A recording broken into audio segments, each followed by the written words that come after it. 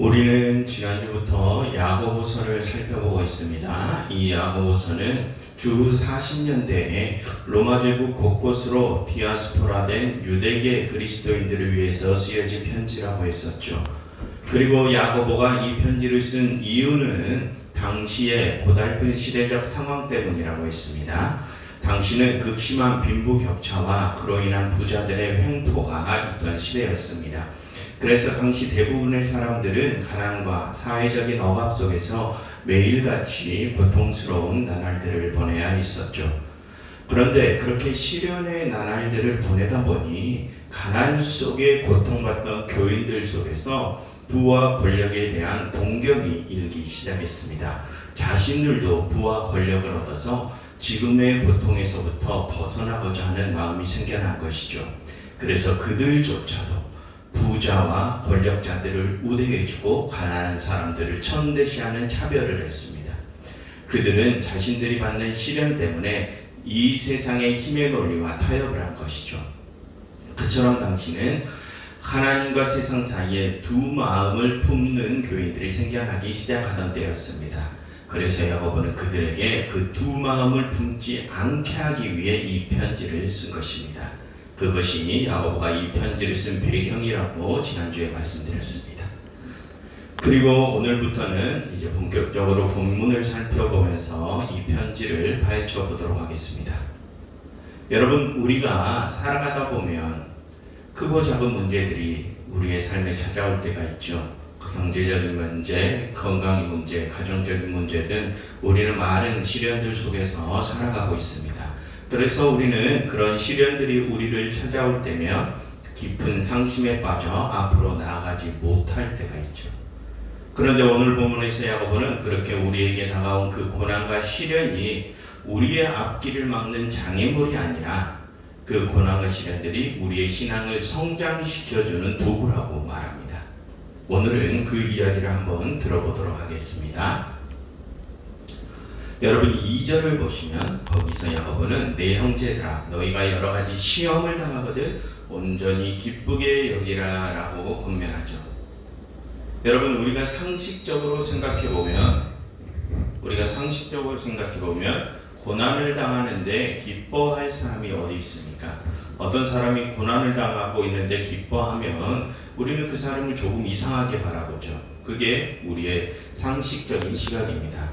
그런데 야고보는 어떻게 고난 중에 기뻐하라고 말을 할 수 있는 것일까요?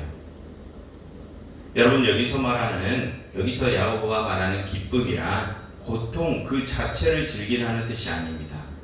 그게 아니라 그것은 우리가 그 고난이 가져올 결과를 알기 때문에 의지적으로 기쁨을 선택하라는 뜻이죠.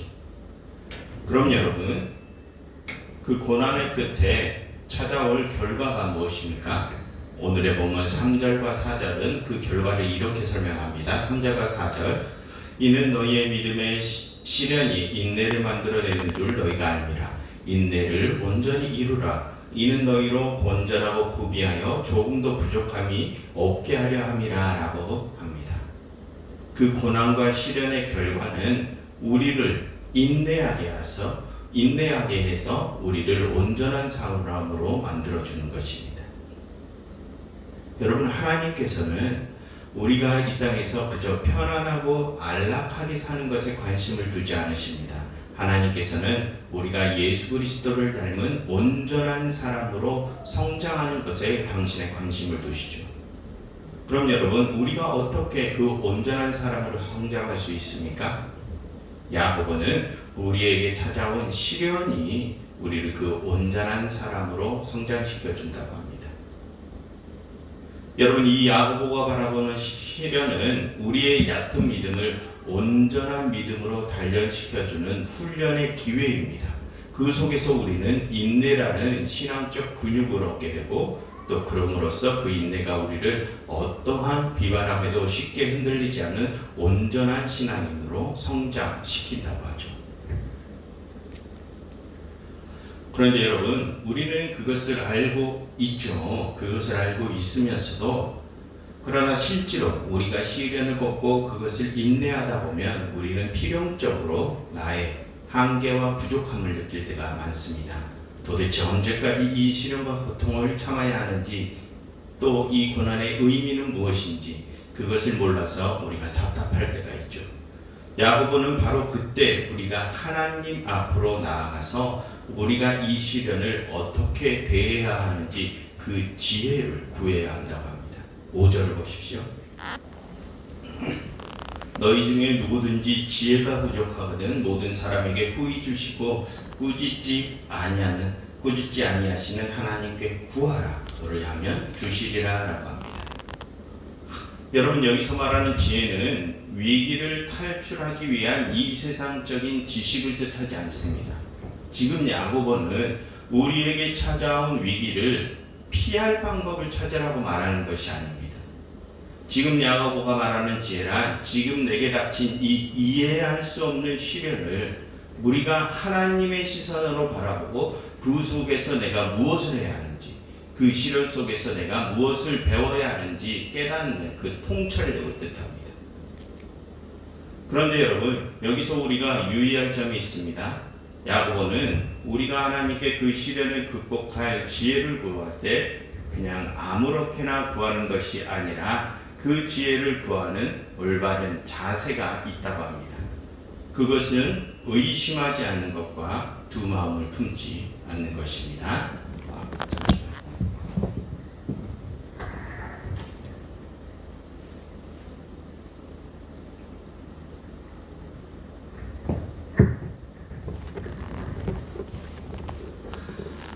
먼저 6절을 한번 보시면 6절에서 야고보는 오직 믿음으로 구하고 조금 더 의심하지 말라. 의심하는 자는 마치 바람에 밀려 요동하는 바닷물결 같다라고 하죠. 여러분, 여기서 야고보는 우리가 의심하는 것을 바닷물결에 비유합니다. 우리가 상황이 좋을 때는 믿고 상황이 나빠지면 금세 절망하고 불안해하는 우리의 그런 흔들리는 신앙 상태를 바다의 물결에 비유하는 것이죠. 그럼 여러분, 우리는 왜 상황이 안 좋아지면 우리의 신앙이 흔들립니까? 여러분, 우리는 우리에게 시련이나 고통의 상황이 닥칠 때 의심하게 되죠. 그리고 그럴 때 우리는 자꾸 하나님이 아니라 이 세상적인 방법으로 우리에게 찾아온 문제들을 해결하는 경향성을 보입니다. 나에게 어떤 문제가 생길 때 우리는 지금 나의 금전적인 조건이 어떻게 되는지, 또 지금 누구를 찾아가야 이 문제를 조금 더 쉽게 풀어갈지, 그런 식으로 이 세상적 방법들에 의존하여 우리에게 찾아온 문제들을 해결하는 경향성을 보이죠. 그처럼 여러분, 우리가 의심한다는 것은 우리가 하나님을 온전히 신뢰하지 못하고 있다는 증거입니다. 우리가 언제나 우리에게 좋은 것을 주시는 하나님을 신뢰하지 못하기 때문에 우리의 마음속에 의심이 생기는 것이죠. 그러니 하나님이 아니라 이 세상적인 방법을 찾는 것입니다. 그래서 여러분 8절을 보시면 거기서 야고보는 우리가 그렇게 의심하는 것이 우리가 두 마음을 품는 것이라고 하죠. 여러분, 여기서 야고보가 말하는 두 마음이란 우리가 하나님을 믿는다고 하면서 동시에 이 세상의 힘도 의지하려고 하는 것을 뜻하죠. 야고보는 우리가 의심하는 것이 하나님과 이 세상 사이에서 양다리를 걸치는 것, 두 마음을 품는 것이라고 합니다. 여러분 7절을 보시면 야고보는 우리가 그렇게 두 마음을 품고 의심하면 우리는 주님께 아무것도 얻을 수 없다고 합니다.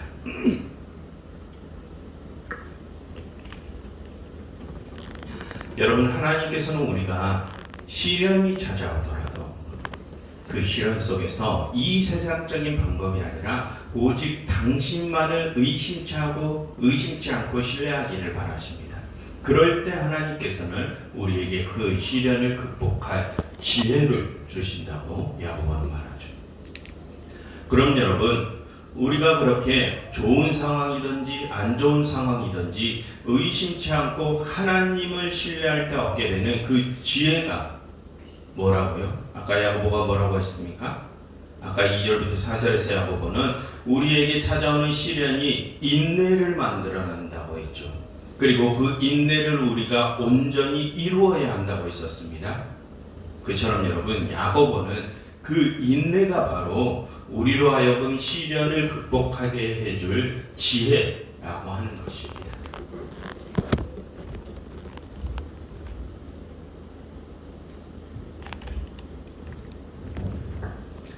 여러분 오늘 야고보는 우리가 의심하지 않고 구하면 하나님이 주신다라고 말하죠. 그래서 우리는 이 부분을 많이 오해합니다. 우리가 어떤 원하는 것이 있을 때 우리가 의심치 않고 구하면 그게 무엇이든지 하나님이 우리에게 주신다라고 오해를 합니다. 하지만 여러분 오늘 본문이 말하고자 하는 것은 그게 아닙니다. 오늘 본문은 우리가 시련을 겪을 때 하나님께 그 시련을 극복할 지혜를 구하면 하나님께서 우리에게 인내를 주신다고 말하는 것입니다. 내가 필요하러 하는 것은 무엇이든지 하나님께 구하면 주신다는 뜻이 아닙니다. 여러분, 우리가 의심치 않고 구할 때 받는 지혜는 바로 그 인내입니다. 그 인내가 바로 하나님의 지혜죠. 반면에 여러분, 우리가 내가 원하는 것은 하나님께 구하는 것은 우리가 두 마음을 품는 것입니다. 여러분 야고보는 우리가 이 세상과 하나님 사이에서 이리 흔들 저리 흔들 하는 것이 우리가 두 마음을 품는 것이라고 했었죠. 당시 가난과 권력자들의 횡포 속에서 고통받던 교인들이 그 시련의 상황을 타개해 보고자 자신들도 이 세상의 부와 권력을 바랬던 것처럼 말입니다. 그들은 하나님을 섬긴다고 하면서 정작 자신들에게 찾아온 고난의 상황을 타개하고자 이 세상의 부와 힘을 바라는 두 마음을 품었던 것입니다. 그리고 그런 세상적인 필요를 하나님께 구했죠. 그래서 야고보가 말하는 것입니다. 그렇게 시련이 찾아왔을 때 그 시련을 타개하고자 하나님께 이 세상의 것들을 구하는 것이 바로 하나님을 의심하는 것이요 두 마음을 품는 것이라고 야고보는 말합니다. 여러분 하나님은 우리에게 좋은 것을 후히 주시는 분이십니다. 우리는 그것을 의심치 않아야 합니다. 그런데 우리에게 잠시 시련의 시간이 찾아왔다고 해서 우리에게 좋은 것을 주시는 그 하나님을 의심하고 내 생각대로 그 시련을 극복할 이 세상적인 방법, 이 세상적인 힘과 부를 찾는 것은 우리가 두 마음을 품는 것입니다. 우리가 하나님과 이 세상을 동시에 섬기는 것이죠. 여러분 오늘 야고보는 우리에게 시련이 찾아올 때 그 시련을 우리가 기뻐해야 한다고 했습니다. 왜 그랬습니까? 그 시련의 끝에 하나님께서 우리에게 좋은 것, 온전한 것을 주실 것이기 때문입니다. 여러분 그것을 의심치 않고 우리에게 주어진 시련을 인내로 극복하는 것이 바로 온전한 믿음입니다. 우리에게 찾아온 시련을 이 세상적 방법을 통해서 건너뛰려고 하는 것은 하나님을 의심하는 것이요 두 마음을 품는 것입니다. 여러분 참 신앙인은 나에게 찾아오는 시련을 피하는 자가 아니라 그 시련을 기쁨 속에서 인내하며 버티는 자입니다. 그 시련을 정면으로 받아들이고 그 시련 가운데서 우리가 인내를 배워 온전함에 이르는 것이 참 신앙이죠. 돈이 떨어지면 돈 달라고 하나님께 기도하고 차가 필요하면 차 달라고 하나님께 기도하고 어려움이 생기면 그 어려움을 피하게 해달라고 하나님께 기도하는 것은 내게 주어진 시련을 피하고자 이 세상적인 힘을 하나님께 구하는 것입니다. 여러분 그것은 시련을 통해서 우리를 단련하시어 우리에게 가장 좋은 것을 주시려는 하나님을 신뢰하지 못하는 불신앙의 모습입니다. 여러분 야고보는 말합니다. 우리는 우리에게 찾아온 시련 속에서 인내를 배워 온전한 신앙의 단계까지 성숙해 가야 한다고 말합니다. 우리에게 찾아온 그 시련이 우리를 그 성숙의 단계로 나아가게 할 훈련의 기회라고 하는 것이죠. 그런데 우리가 그 시련이 찾아올 때마다 이 세상적인 힘들을 요구하는 것은 우리에게 찾아온 그 훈련의 기회를 우리가 발로 걷어차는 일입니다. 여러분 사도 바울은 말하죠. 우리 그리스도인들 모두가 그리스도의 믿음의 분량까지 나아가야 한다고 하죠.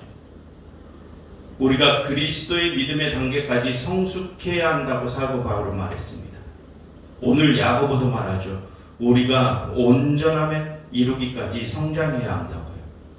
그런데 우리가 우리에게 찾아온 훈련의 기회를 걷어 차버리면 어떻게 합니까? 여러분, 그렇게 우리의 신앙이 그리스도의 분량까지 성장을 해야 우리가 우리에게 주어진 구원의 경주를 완주할 수 있습니다. 그래서 여러분, 예수님이 우리가 갈 그 길이 좁고 협착한 길이라고 하신 것 아닙니까? 그럼 여러분, 우리가 그 좁고 협착한 길을 정말로 끝까지 완주할 수 있을까요? 우리에게 주어진 시련들 속에서 우리가 그 길을 끝까지 인내하여 온전함에 이룰 수 있을까요? 여러분, 오늘 야고보는 말합니다. 의심치 말라고 말합니다. 왜요? 우리에게 좋은 것을 후히 주실 하나님이 계시기 때문입니다. 여러분, 하나님이 우리에게 그 시련을 끝까지 인내할 힘을 주실 것입니다. 주님께서 그 좁고 협착한 길을 우리와 함께 걸어가실 것입니다. 그러니 의심치 말고 그 길을 걸어가십시오. 이 세상적 힘과 방법을 떨쳐버리시고 오직 하나님의 방법대로 그 시련의 길을 정면으로 돌파하십시오. 그래서 그 시련 속에서 인내를 배워 그리스도의 온전함에 이르시어 하나님께서 우리에게 주실 가장 좋은 것들을 받으시길 간절히 바랍니다. 하나님, 우리가 이 시간 이렇게 함께 기도하면 좋겠습니다. 하나님, 저희가 이 세상과 하나님에 대한 두 마음을 품지 않게 해주세요. 저희에게 시련이 찾아올 때도 항상 저희가 오직 하나님만을 의지하게 해주세요. 그리고 저희가 그 시련을 통해 인내를 배워 온전한 신앙을 이루게 해주세요 라고 함께 기도하면 좋겠습니다.